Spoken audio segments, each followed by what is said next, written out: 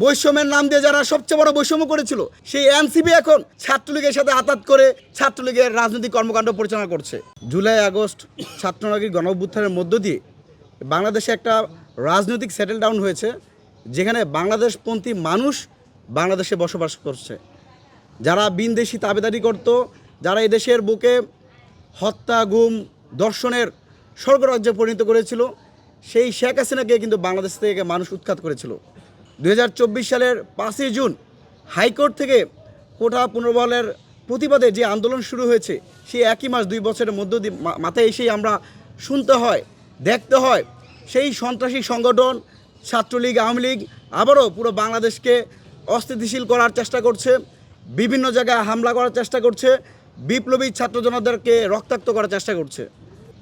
খুবই আশ্চর্যের বিষয় আমরা দেখতে পেয়েছি নোয়াখালীতে মাইকে ঘোষণা দিয়ে, ছাত্রলীগ মাইকে ঘোষণা দিয়ে বর্তমান যে নির্বাচিত সরকার বিএনপি সরকারের ছাত্র সংগঠন ছাত্রদলকে পিটিয়েছে। কয়েকজন এখনও হসপিটালে চিকিৎসাধীন রয়েছে। আমরা কি ধরে নেব এই সংশ্লিষ্ট প্রশাসনে যারা আছে তারা এখনও আওয়ামী লীগের পারপাস সার্ভ করছে? বিএনপি সরকারের 101তম দিনে এসে আমরা কোথাও মিডিয়ার কোথাও আন্তর্জাতিক অপরাধ ট্রাইব্যুনালে কোথায় কি বিচার হচ্ছে? এতগুলো যে মামলা হলো, কোন মামলা কোনো অগ্রগতি আমরা দেখতে পাচ্ছি না।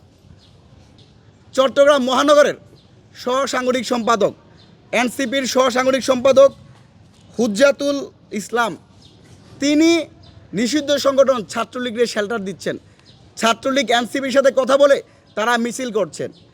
আমরা এনসিপির তৎকালীন বৈষম্য বিরোধীর আহ্বায়ক নাহিদ ইসলাম সহ যারা বর্তমানে এমপি আছেন তাদের প্রতি আহ্বান জানাই, আপনাদের কনসার্নে কি এনসিপির মাঠ পর্যায়ে নেতাকর্মীরা আওয়ামী লীগকে শেল্টার দিচ্ছে কিনা? আওয়ামী লীগের তৎপরতা যে বৃদ্ধি হচ্ছে, সেই জায়গাতে সরকারকে দৃষ্টান্তমূলক কর্মসূচি নিতে হবে। যেখানেই নিষিদ্ধ সংগঠন আওয়ামী লীগকে পাওয়া যাবে সেখানেই তাদেরকে যেন চ্যাংদোলাও করে আইনের আওতায় নিয়ে আসা হয়।